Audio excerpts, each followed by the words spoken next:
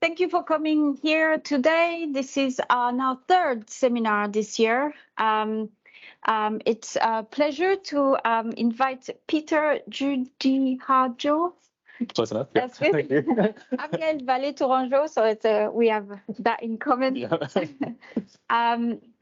It's a great honor to have Peter. In fact, it's the first speaker I had even my son saying, "Can I come, Mom, to attend the talk?" So Peter holds an MSc in Behavioural and Economic Science from Warwick University. Yep.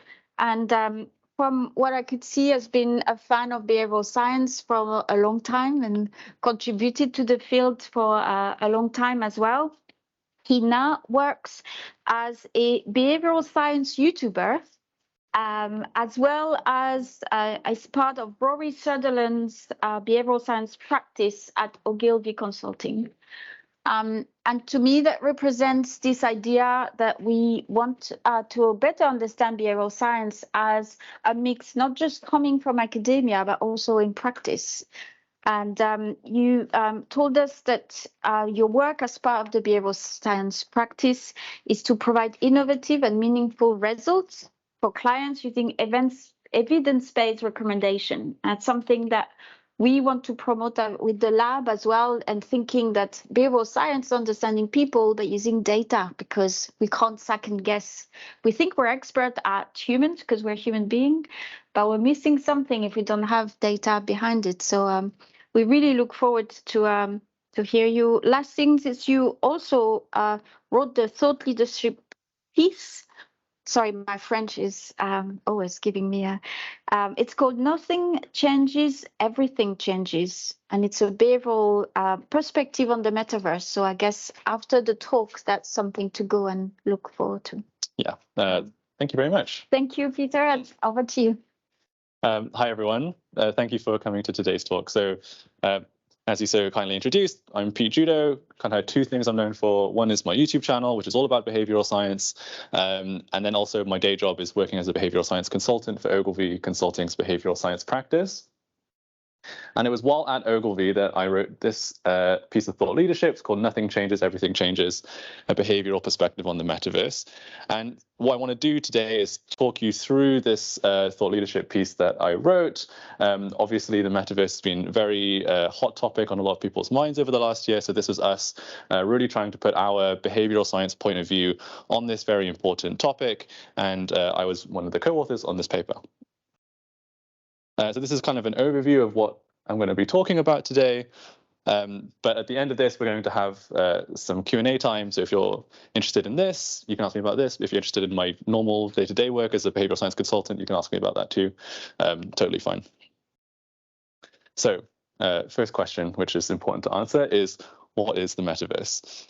So you can think of the metaverse as a network of 3D and virtual environments where we will be interacting with each other. So these are sort of virtual spaces where we're on a one-to-one scale, fully immersed in a space. And we're doing really a lot of the things that we do in day-to-day life anyway, like talking to each other, going shopping, chatting, going to concerts, except we're doing them all in a virtual space and through virtual avatars. And we can really think of the metaverse as being part of Web 3.0. So if you think about the internet in terms of 3 stages, stage 1 was maybe interacting with the internet primarily through websites on a computer. Web 2.0, which is what we're living through right now, is where we primarily access the internet through our smartphones, through social media, and through apps.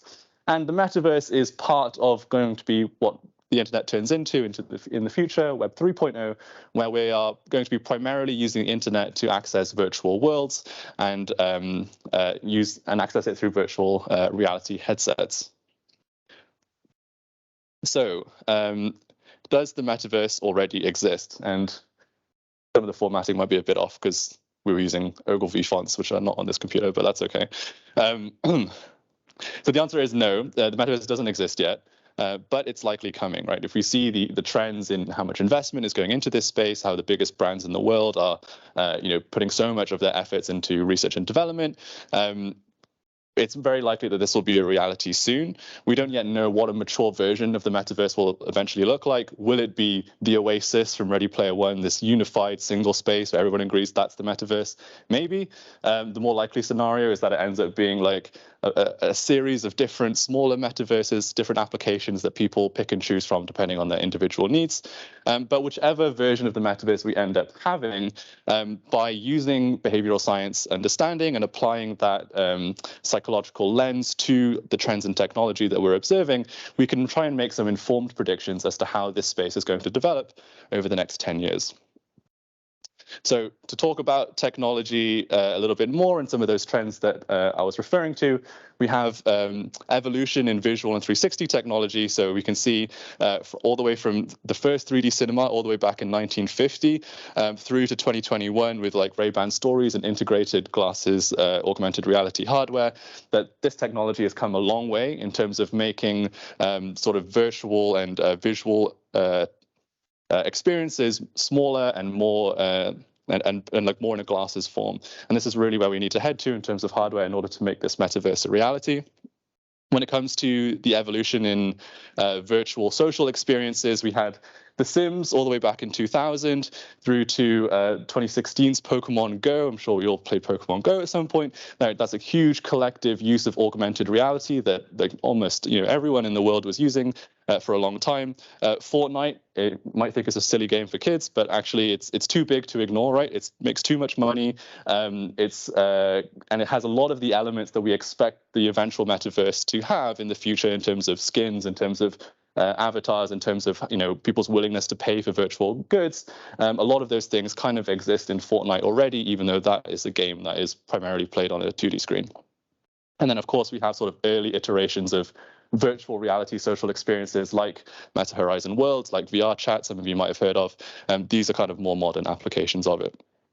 And then finally, when it comes to the hardware, which is the thing that grabs all the headlines, we've come a long way. There's the Nintendo Power Glove in 1989, which was out before I was born, through to the Nintendo Wii, Xbox Kinect, eventually virtual reality headsets, and then the Tesla suit, which some of you probably haven't heard of, is just like an electric shock suit that can give you pain to match your virtual experience. There's like 360-degree treadmills, and there seems to be new immersive forms of hardware that's coming out every week. This space is developing very, very quickly. So the point of all this is to say that these trends seem to be converging on what will eventually be some kind of metaverse center point where all of these things come together to form this sort of metaverse experience.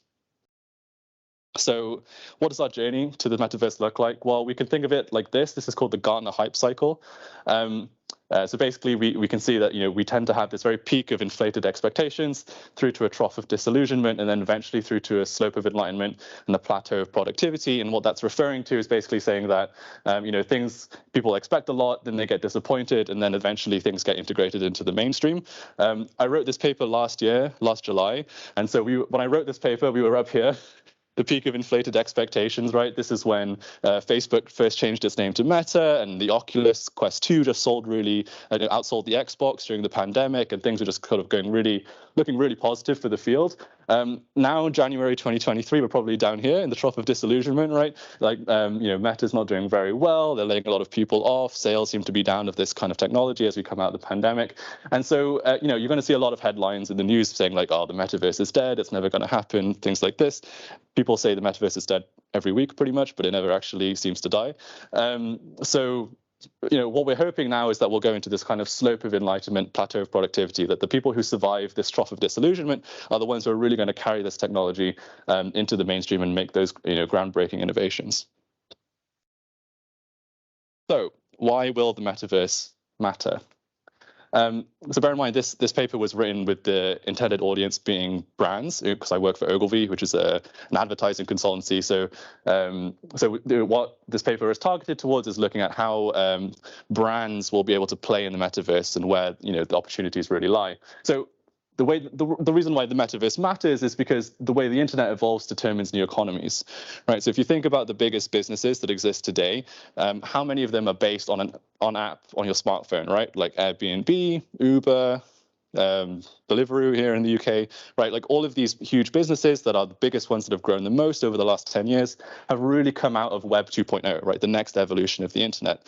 And so in the same way, we expect that when the metaverse and Web 3.0 becomes more mainstream, the biggest businesses in the world will be the ones that take advantage of Web 3.0 effectively and the ones who play in this space most confidently.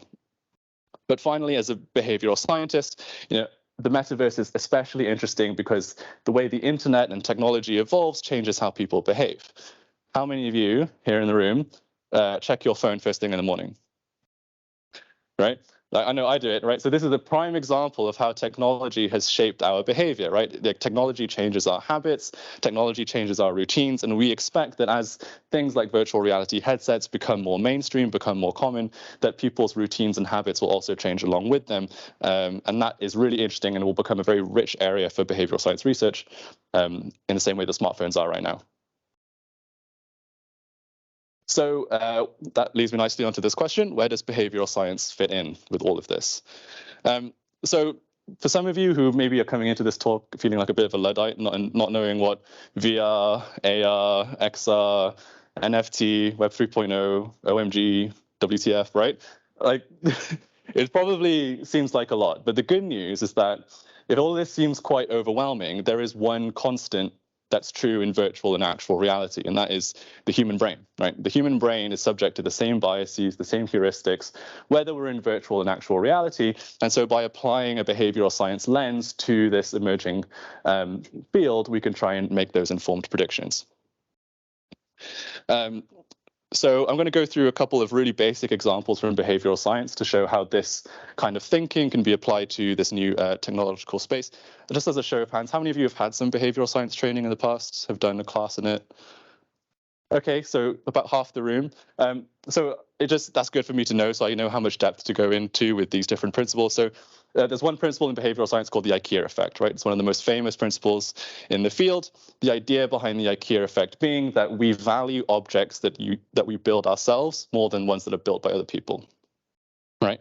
And we know this to be true for physical products, but we also see this kind of behavior emerging in virtual reality as well, that applications that allow people to create things themselves are some of the most popular on these platforms. There's an application called Tilt Brush, for example, that lets people create 3D art in virtual reality, and that is taking advantage of the IKEA effect, people having kind of ownership over the things that they build in this space. Gamification. Classic example, gamification is the idea that we can make everyday behaviors more motivating by incorporating elements of video games, things like streaks, points, loot boxes, achievements, these kinds of things. We know that this is powerful in driving, normal everyday behavior. This is also powerful in driving behavior in virtual reality too, and it seems really natural to integrate the two, since virtual reality kind of has its roots in gaming in the first place. And then finally, there's the concept of social proof. So social proof is the idea that we make a lot of decisions based off what we think other people like us are doing in the space. We buy things based off reviews, for example, because that's a kind of social proof. In the metaverse, in this very decentralized and participatory virtual environment, social proof is kind of ramped up to 10. There's millions more people who have access to the same experiences and services as you, and so the amount of social proof type information that you're going to be having in these spaces is going to be a lot greater, and therefore will inform a lot of our decisions. So why should brands care? If you imagine you're the CMO of Nestle or Coca-Cola or another one of our clients, you can imagine this is your question. Well, we identified 6 brand opportunities in the metaverse. I'm actually only going to go through the middle 4 today in the interest of saving enough time for Q&A, but you can read the full paper online if you like. So I'll skip through this first one and go straight to this one, which is constant feedback. So the idea behind constant feedback is that we know that feedback is a massive driver of our behavior, right? So that the fundamental aspects of behaviorism is that we repeat behaviors that are rewarding for us and we stop behaviors that we're punished for, right? That's kind of the basic mechanism of learning. In the metaverse, there's a lot of opportunities for feedback to be integrated into way more behaviors than we ever could before, in the forms of animations, in the forms of sound effects, haptic feedback, streaks and points, right? We can make almost any behavior have this kind of digital layer of feedback on top of it, which is exciting because it can lead to some extremely engaging experiences, right? So this is important because we know humans suffer from something called present bias, which is the idea that we tend to engage in behaviors that are only enjoyable for us in the short term rather than beneficial for us in the long term. And so there are lots of behaviors that we struggle to engage with in the long run, things like exercise, for example, right? Like it's not rewarding for us in the immediate term, and so we end up doing other things instead, like watching TikTok or something. So where does virtual reality come in? Well, we can basically gamify these experiences, right? And this is something which is difficult to do without this technology, right? Like gamifying exercise on your phone is not quite the same because it's disjointed from the actual exercise itself. Whereas, you know, for this picture over here is a picture of somebody working out in a virtual reality gym, right? So this is somebody this is a company that's really taken virtual reality technology, incorporated it with the equipment that they have so that every exercise that you do in this gym, now it has an accompanying virtual reality experience, providing this level of feedback, this level of reward in the moment, dopamine, if any of you are interested in neuroscience, is giving you that little dopamine hit when you do the exercise so that it makes the experience more engaging, and therefore we're more likely to adhere to that behavior in the long run. So the opportunity for brands, we think, is to tap into a new era of creativity, health, and productivity. We can gamify mundane tasks, things like learning processes and tools that were maybe previously pretty boring and mundane. We could now make those gamified as well. We can make things like rehabilitation for people who need that gamified. These are experiences that are not very enjoyable in the short term, but we can make them more enjoyable and therefore likely increase adherence through virtual reality technology.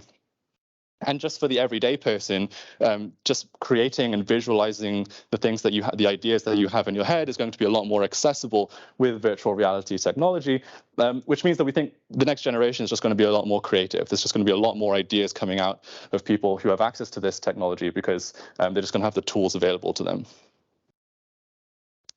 Another thing that's interesting about the metaverse is this concept of a second identity.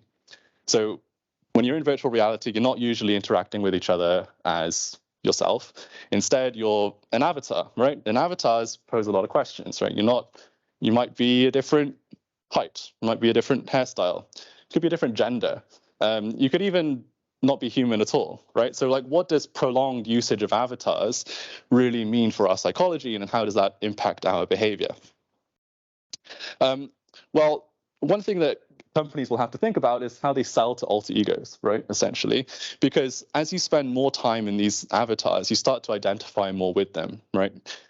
Your social groups will become tied to your avatar. Your work colleagues will recognize your avatar more quickly than they recognize yourself, so on and so forth. And so in a way, you start to identify more with your avatar than you do with yourself. And this avatar might actually have a completely different personality to you, right? People who interact with other people through avatars, sometimes they're more confident, sometimes they're less confident. Sometimes they would do things that they wouldn't normally do if they were in their real selves. And so you're kind of dealing with a whole different person when you're trying to sell to these people. And so marketers tend to do like real world segmentation work where they're like, oh, this person's age 18 and they like this and they like TikTok. But this is a whole different demographic. They've got to figure out how to sell to alter egos. Which creates an opportunity for brands to pioneer the market for digital status symbols. So we know from behavioral science and just implicitly that people really care about their status in society. They care about how they're perceived by other people. They care about how they seem to rank amongst their peers. This is also true of avatars, right? And people, we expect, will be willing to pay good amounts of money in order to make their avatar selves higher status in these virtual societies. And we kind of see this behavior already in games like Fortnite that I mentioned earlier. Balenciaga partnered with Fortnite to sell skins in this game, and people paid real money to have virtual designer goods in these games. And we see even in virtual reality like VR chat, people pay huge amounts of money for avatars that are higher quality because they want to have digital status, digital ego in these places. And so that is a clear opportunity for brands to tap into. I'm going to skip over this one and go to no distance. So no distance is the idea that in virtual reality, there are many more experiences that are satisfying to do virtually that previously weren't satisfying virtually. Things like concerts, things like going to sports games and other live events. These things were not particularly enjoyable to do through a 2D screen. It didn't really provide the same level of presence as you would have as when you went in real life. But in virtual reality, you have this presence illusion, right, where you really feel like you're in this place. You feel like you're really attending this event with people. And so it is actually, it's not quite one for one. It's definitely not right now, but it's a lot closer than it is, through a 2D laptop screen. So what this means is that we'll have a huge wealth of options that were previously unavailable to us from the comfort of our home, right? Like all of these live experiences that were previously confined by geography are no longer confined by geography. And so consumers then have effectively an infinite number of exciting ways to spend their money and spend their time, which sounds great, but actually is quite overwhelming, right? And we know from behavioral science there's this concept of choice overload for consumers, that when we have too many choices, we can become paralyzed by that and don't actually take any action towards making a decision. And so as a result of that, we think consumers will have a very strong desire for curation, someone to tell them, this is what you should be doing today. And so the opportunity for brands, therefore, is to become an entrusted guide to the metaverse, right? If you think about the internet in its current iteration and the importance of like search engine optimization and SEO, right? This is like a fundamental way in which businesses operate. Whoever controls SEO in the metaverse is going to be extremely lucrative, because this is going to be the same kind of problem that people have in virtual reality. And then finally, I want to talk about personalized worlds. So the idea behind this is the idea that geography becomes less important in virtual reality. Previously, a lot of our communities were confined to the physical people that we had access to in our immediate environment, right? Our communities are built around the people in our local towns, local villages, etc. But in an increasingly interconnected world through virtual reality, where this kind of presence with each other becomes a more close one-to-one replacement to real-life relationships, how important does physical geography really become in the future? I would argue that it becomes not very important at all, and that people will end up starting to identify more with communities that are based around their interests, that are based around the things that they really care about, and they can mix and socialize with people in virtual spaces solely around those kinds of concepts. They can basically personalize the world that they choose to live in. So what does this lead to? I think this leads to redefined communities. We know from behavioral science there's this concept of confirmation bias and lots of other similar principles that are to do with confirmation bias. And the idea behind confirmation bias is that we tend to seek out information that agrees with our already current point of view, right?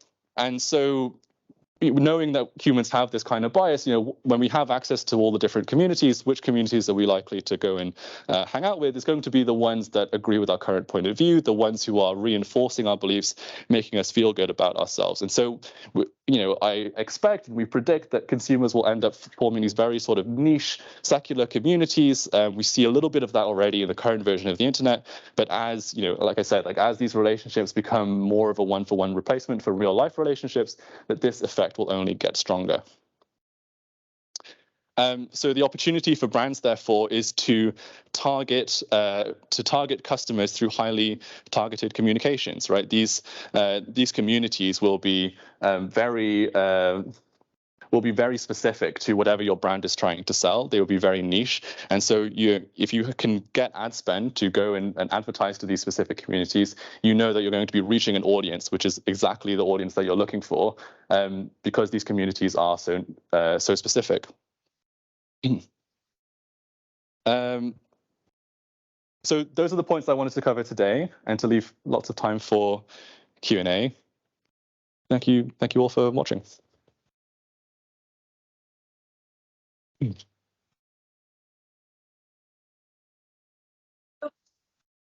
It's a microphone here, and if you want to raise your hand with questions, I come and I bring it to you. Thank you. We need to find a name for it. Thank you. Thanks a lot. It was really great presentation. I enjoyed it a lot.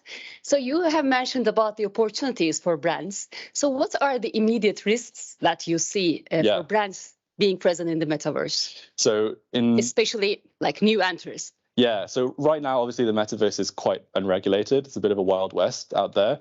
And so there are things that brands need to watch out for, especially around like issues of age restriction is kind of the main one that comes to mind, where you have like young children socializing with full-on adults in virtual spaces, right? Like there's a lot of risk associated there.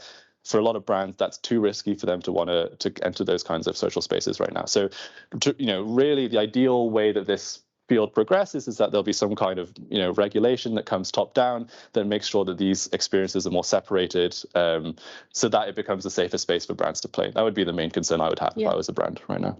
Okay, thank you.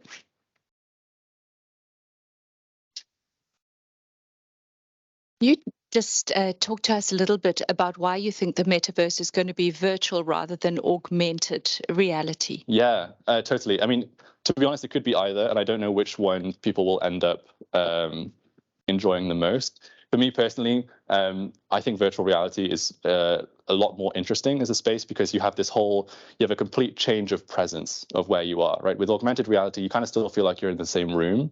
You don't really feel like you're in a totally new place. Whereas in virtual reality, you're completely taken out of your four walls that you're in and put into a totally new environment. And I know that during the pandemic, this is one of the reasons why the Quest 2 performed so well, because when we were literally confined to the four walls of our homes, virtual reality provided a very convincing level of escapism for people that allowed them to get out of that space. So I think virtual reality in the long run will be the end point that most people will go to. I think augmented reality is a little bit more digestible in the short term for people. They can kind of see how rather than having a physical monitor like this, that you might have several virtual ones instead. Like people can kind of make that leap pretty easily. But in the long run, I think it will be virtual reality.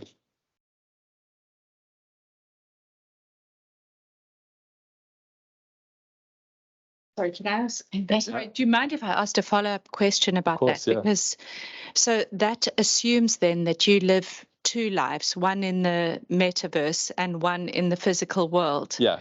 Whereas augmented reality might allow us to blur those two things on a much longer time scale. So can you talk to me about then, because you talk about doing lots of things in the metaverse, but how does that physical virtual world split?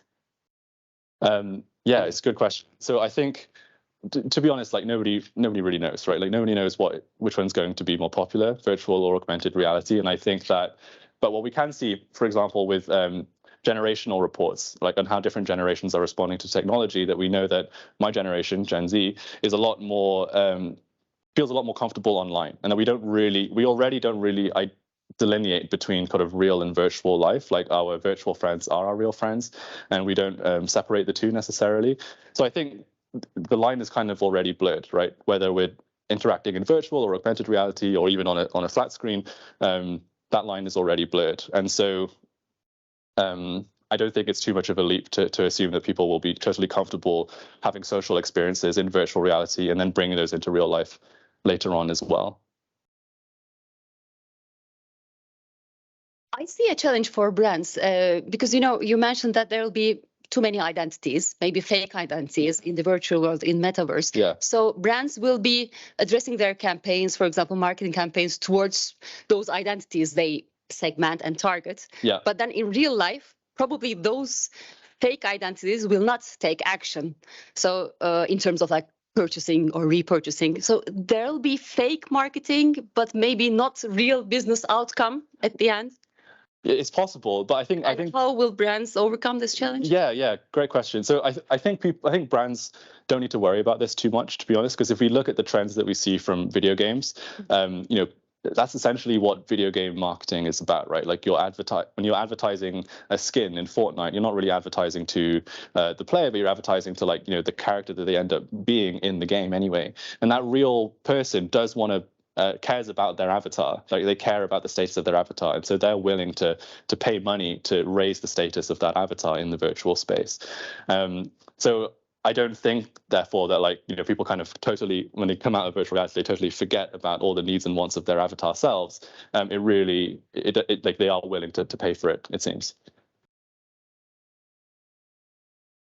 I've got a question about, I wonder if you yourself actually done work on seeing, when I see this, I find it both fascinating because it feels like we're going to a new world. And then I see the Matrix coming up, where, you know, that image where we end up all in this kind of cocoon and then we leave. And then I think how, and like you said at the beginning, it's not there yet, so we have to figure out how we will. But there's lots of things that needs to happen in life, and I keep switching between this is fantastic and this is awful, and what about the earth, and what about people's well-being, and you know, do you have any, because we know for the games, for example, the age is quite young. That is before you start having to have a real job, and then you have family. At some point you were talking, I was thinking, what about the babies? You know, we look after the babies. So, and we get addicted to these things with the phone, for example. So do you have any work that you as a consultancy trying to understand these things? So, you know, as a pure business consultancy, we're really just looking at opportunities. But I totally see your concerns, right? And, you know, imagine we lived in an era before smartphones, right? And like think, okay, smartphones is the new technology on the scene. You know, is this going to be good or bad for society? It's like impossible to tell, right, from the get-go. You know, and you could argue either way that smartphones have been good or bad for society, right, today. I have lots of videos on my YouTube channel about why TikTok is dangerous, if you're interested, for example, right? So, yeah, I think there are like lots of concerns. I've tried working in virtual reality before, like, you know, using virtual reality headsets instead of monitors. It's possible. It's not a super great experience right now, to be honest. The technology still needs to develop more. And I think a lot of people are kind of having the same conundrum that you are, but they're really deciding, like, is this a future that I really want? And that's kind of why, you know, we see development slowing. We see the excitement for the industry slowing, because people are sort of realizing, like, oh, maybe I don't really want to have this fully virtual world where we're all in headsets all the time. However, for a lot of people, actually, this is a better version of the world as well. And unfortunately, those people don't get a lot of light in society because they are the introverts of society. They're the people in the disabled community, for example, the people with social anxiety. And these people actually really benefit from virtual reality technology. And we've seen this in every brand that's done well in virtual reality, that this has become a huge audience segment for them, because suddenly these people have access to sort of social experiences that they previously felt they were, that they didn't feel comfortable in before. And so, you know, there's kind of two sides of the coin, right? For us, you know, as university educated people who are in the UK, we're pretty like happy, like our lives are pretty good generally, right? And we're pretty happy to live in reality most of the time. For some people, virtual reality is actually a better version of reality than their actual reality. And we have to remember them as well.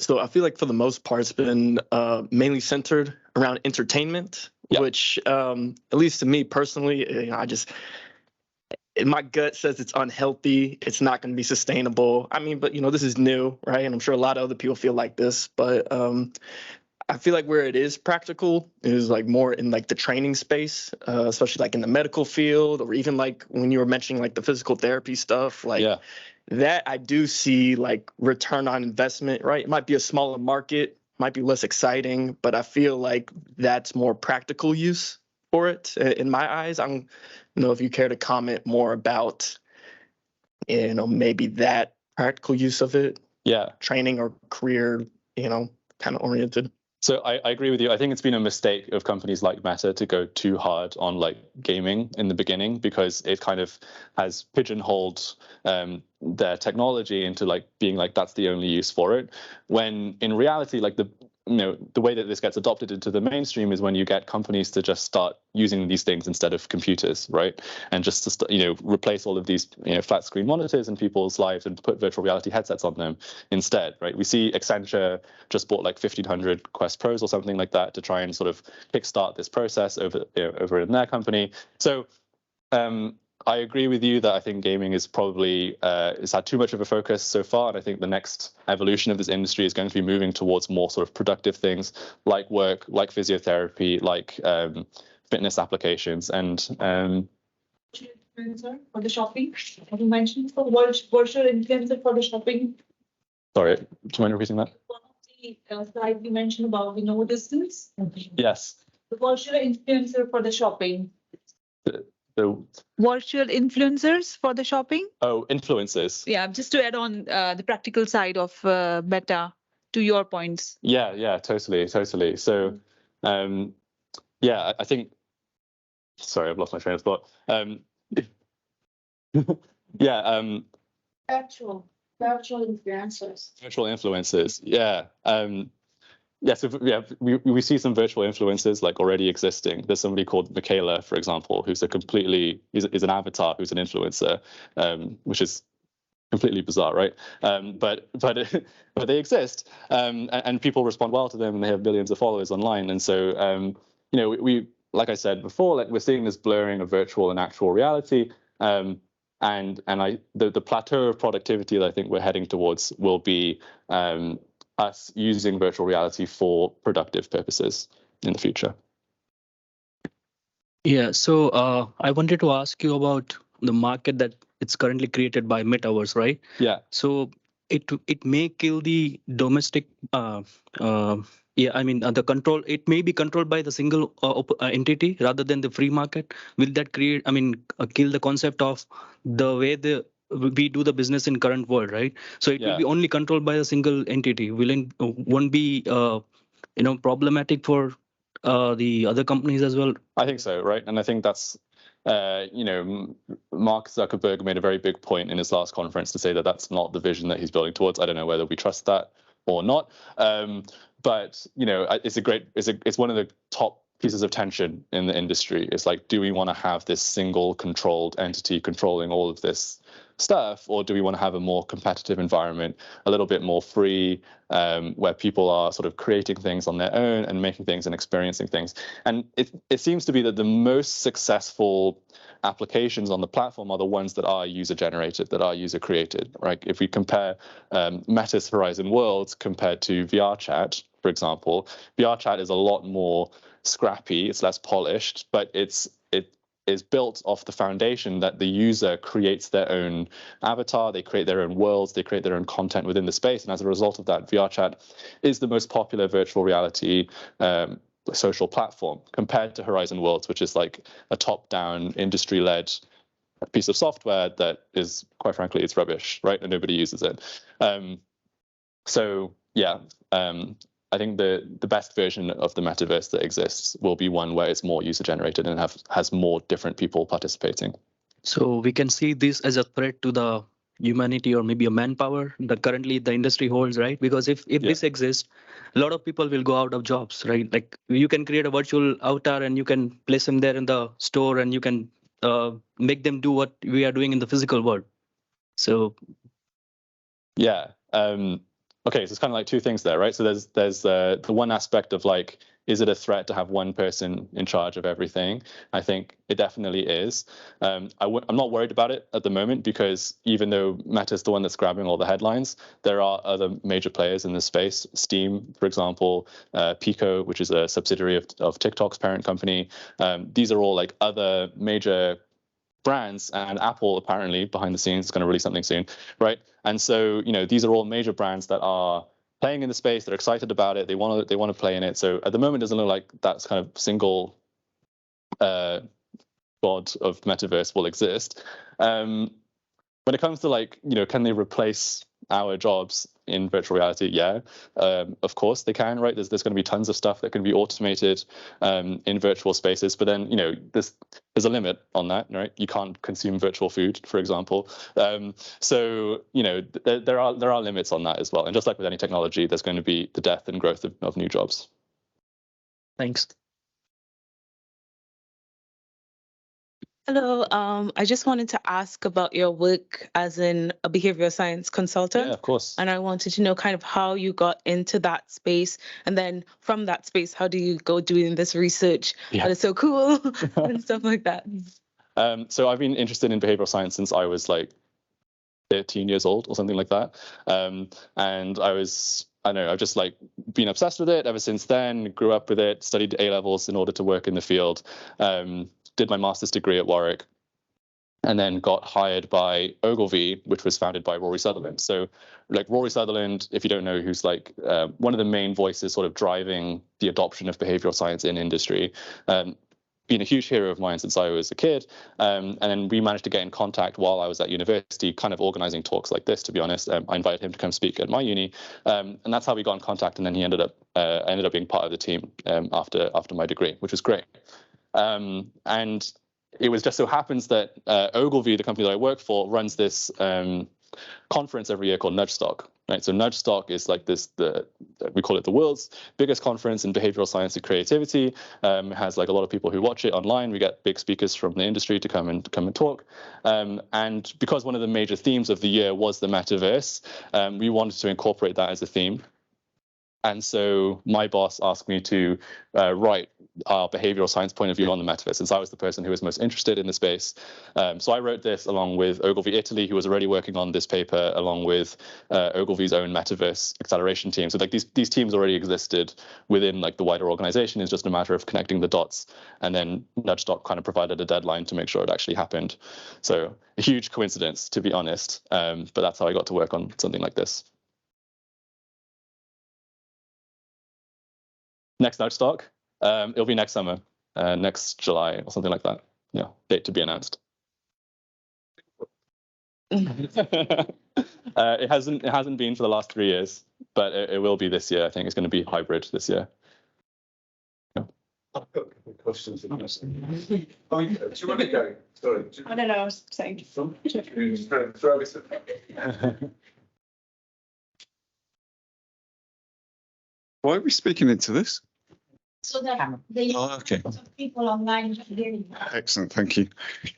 I think you blow my mind, but scared the hell out of me, really. I think it was, you made a comment about blurred identities. Yeah. And I think, 14 months ago or something, I bought a game for my daughter. I can't remember what it's called now, but it was a driving game. And it's flat screen, it's flat screen. And I loved it. I didn't allow my daughter to do anything, but I loved it. But I nearly killed myself then going into my real car afterwards, really. And there was literally something which was happening to me. And it was when you said the blurring of identity and the blurring of kind of that reality, the consequences of that are profound and scary. And that you mentioned the moral kind of dimension to it as well. So that's just me getting that off my chest. It's not a question. When you're working with your clients, do they get behavioural science? Yeah. So are they eating up behavioural science? Do they understand it? Do they see it as a real commercial opportunity? So it depends on the client. We're very lucky at Ogilvy that we have Rory as kind of our figurehead. So because he's very famous, a lot of our clients kind of like hear about behavioral science through his like TED Talks and stuff first, and then they come to us afterwards. So they kind of have a little bit of a flavor for it. But inevitably, every single client meeting starts with us introducing behavioral science to the rest of the company, right? And so, if you end up working in behavioral science consultancy, you'll get really tired of being like, oh, the brain has 2 different systems, system 1, system 2. No, right? And you kind of get, you get really used to talking about this basic concepts all the time. And part of the job really is trying to sell the concept of behavioral science first, and then trying to sell your services afterwards. Interesting. Yeah. My second question is very much around kind of metaverse and education, actually, because, is this the death of universities? And so do we actually need kind of physical universities anymore? What's the impact on education, I think, in this space? It's a good question. I mean, I was wondering the same question myself, especially, I did my whole master's degree during the pandemic.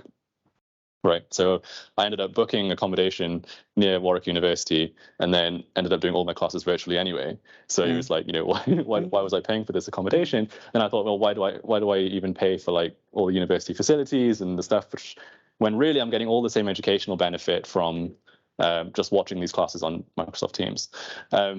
So I think like it's tough. Like if you're looking at it from a pure educational point of view, like can you understand the same content just doing the classes virtually? You absolutely can. I think the element that was evidently missed for me when I was doing virtual classes was like I didn't get to socialize with any of my many of my peers. I didn't get to talk to the professors outside. Like, those little moments outside of the classroom are like so impactful in terms of forming relationships and connections. And that's something which you can't, it's difficult to recreate virtually. And maybe there'll be a version of the metaverse in the future where the experience is so one-for-one with reality that you will have those little moments. But, you know, I think we're not there yet. One more question, which is around is it Second Life? Is that what it's called? Yeah. So I can remember, you know, I'm old enough to kind of remember that then being the new thing, you know, and I was being asked to develop university courses in Second Life, you know, if you like. And I'd be interested in your observations about what happened there. You know, why didn't it stick, or did it stick and it was evolved? You know, what was the experience of that? Do you know? I don't know. I think the Second Life came out in 2005. Am I right? So I would have been 7. Oh, really? At the time. So I'm not sure. But I would imagine that, like, you know, it just wasn't a good enough replacement. It wasn't a good enough one-for-one replacement for real university experiences. But, you know, we're seeing, Ogilvy have published a lot of generational reports, especially around Gen Z, around like what are the trends that we're seeing amongst this new generation. And a lot of them are kind of turning away from traditional education as a trend. And we expect that to continue to the next generation after Gen Z as well. Because one, it just doesn't seem to be, it no longer seems like a reliable way to make a career afterwards, right? Even if you have a degree, it's no longer a guarantee that you'll have a job and a fruitful career afterwards. And then 2, it's just like online resources are just getting better and better. Like the amount of stuff that you can learn from YouTube as a YouTuber is like, you know, growing all the time. And so, like, you know, you can get a pretty good quality of knowledge just from learning things online without the need for a formal institution like a university as well. So and it's also just expensive, right? And so a lot of, you know, as Gen Z is pretty poor, and so we're trying to figure out ways to save money, and one of those ways is to not go to university and just do all our education online. So. And it was interesting what you said about the opportunities for brand around the curation bit, and being the authority in the curation bit. And there's something for an academic institution in that curation bit of content. So I can ask you one more question, which is around brands. Sorry. What brands have been really successful so far, and why? So we've had a few. Nike, most notably, created Nike World in a version of the metaverse called Decentraland, and that was really successful. They had like millions of people going through that virtual space. It created a lot of PR hype. People were buying like digital copies of physical products. You know, in this space. So they're kind of like an early pioneer that was really experimenting with it. Balenciaga, I mentioned earlier. Okay, they did it in Fortnite. It's not virtual reality. It's a 2D game, but still, you know, it's playing into the same kind of concept that you can take your real physical world brand, bring it into a digital social platform, and, you know, do that as a successful marketing campaign. So we've had a couple of pioneers playing with the space in its current sort of early iteration, and we think that it will continue to grow. What do you think they did well then? What is it that kind of made them successful? I think the good thing that they did was not be too kind of prescriptive with what the customer had to do in the space. Like they made a world and you can just go and explore it, right? And that's kind of it's a theme that we see with Gen Z in general, that like that's the kind of experience that people want. They don't want this kind of top-down direction from a lot of experiences. And so, so that's what they were doing in these virtual spaces. People could explore it at their own leisure. They could make their own content about it. They could, you know, it goes viral on TikTok, it goes viral on YouTube. And, you know, that's kind of how those brands do well in those spaces. Because then you don't feel like you're being advertised to. It just feels like you're exploring this cool thing that this brand created, and you're talking about it voluntarily. And that's creating a lot of kind of follow-on free impressions through sort of network effects, as opposed to paying for media. Very interesting. Thank you. So I've asked too many questions. Thank you.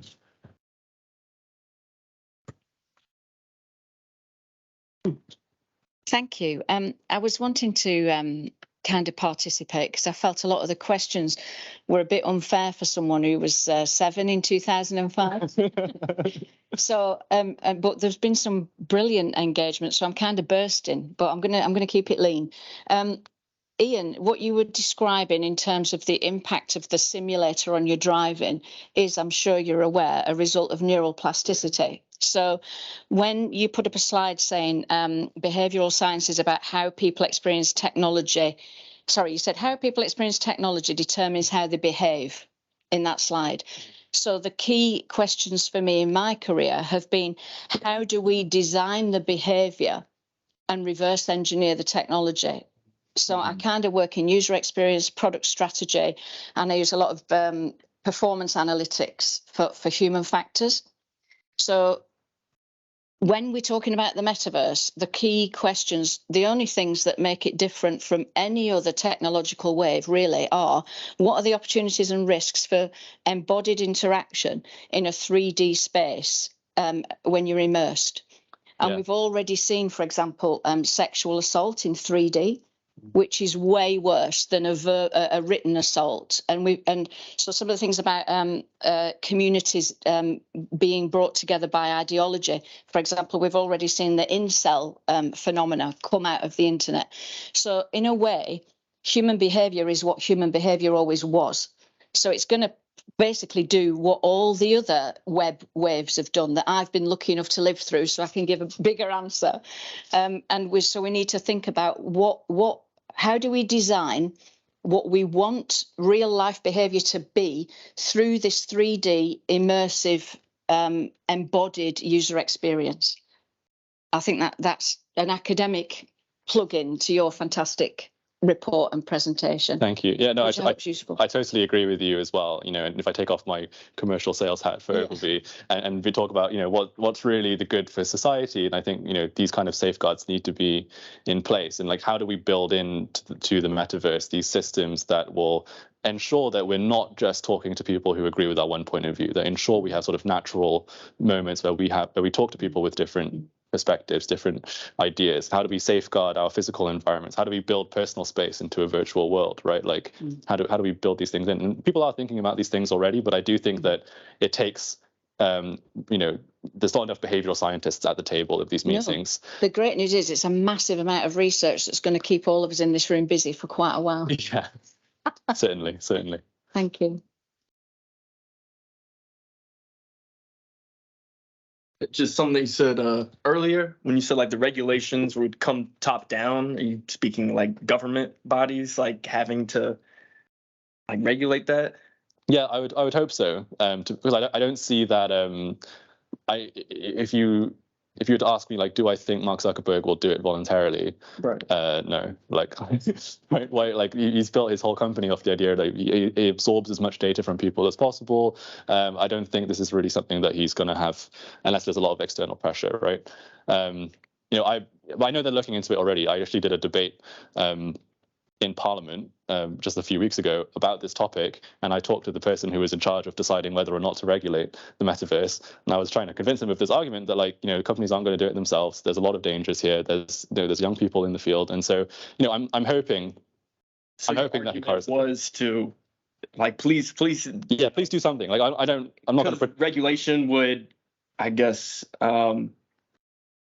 give more comfort to investors. At least I think it would for me if I were to like invest in this kind of stuff. If there was regulation on it, because there's just so much risk involved, and really only the big companies like Facebook have that kind of capital to invest. I'm sure their ROIs, unless you can correct me, I'm sure they're probably negative until unless maybe COVID. Maybe they probably had some positive, but after that, I don't see like a positive ROI on it unless you can correct me, for like a long time. Yeah, so Meta's losing tons of money, like billions, literally billions, R&Ding this space, and it's really because, you know, Mark Zuckerberg believes in it. So he's kind of like the hero and the villain of this industry, right? Like, he's the one investing the most money into it, developing the technology the most, but he's also the one who seems to be steering it in the wrong direction as well.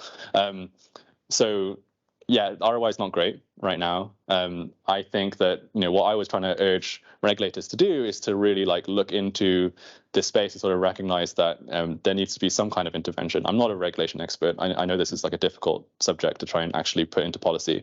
But, you know, there needs to be some kind of safeguard in place, because brands won't want to play in a space that's associated with all the things that you talked about earlier, because it's too risky, right?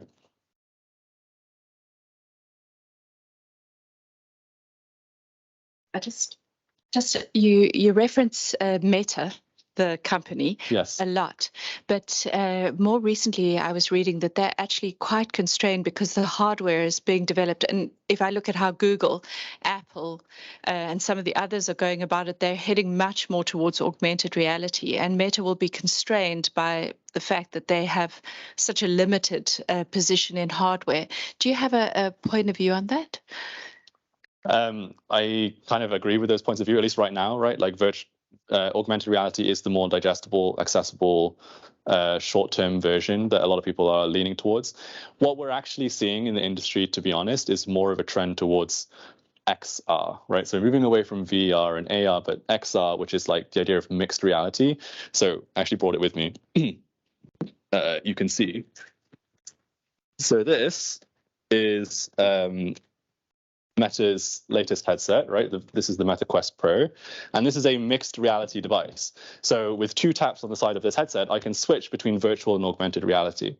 And so that's kind of where the industry is moving towards, to be honest, is to have like this very quick ability to switch between the 2 different modes of using this technology, because that seems to be that seems to provide the best of both worlds, right? Where you can be fully immersed when you want to be fully immersed in an experience, but then when you want to still be present with like your real surroundings, then you can do that as well. So I think that's where the industry is heading towards. Does that answer your question? Yes.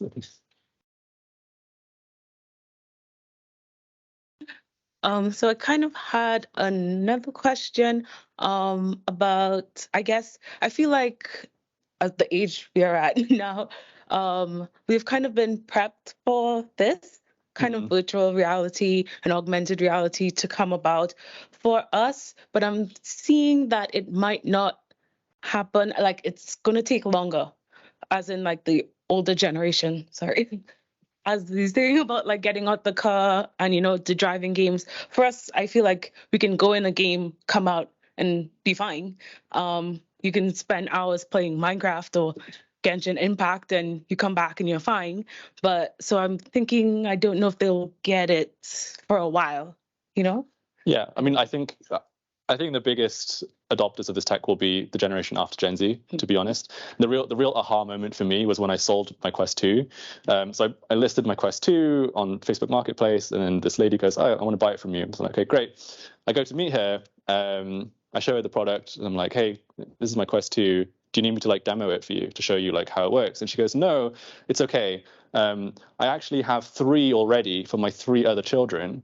And this is the 4th one I'm buying for my son who's with me today." And he was like a little 12 or 13-year-old boy. And I was like, okay, like that's an indicator to me, right, that this technology is being adopted amongst their generation, right? It's like the people who are in school right now, they're the people who are going to be like totally comfortable with this as they get to our age. Like in the same way that we are with smartphones, that's how they're going to be with virtual reality headsets, because they're just growing up with it, right? And admittedly, when I try and play games in virtual reality, and I go into some games and it's just full of little kids, and right? And I'm like, well, this isn't very fun. But then they're the ones who are going to grow up and eventually start adopting this technology and making it part of their everyday usage.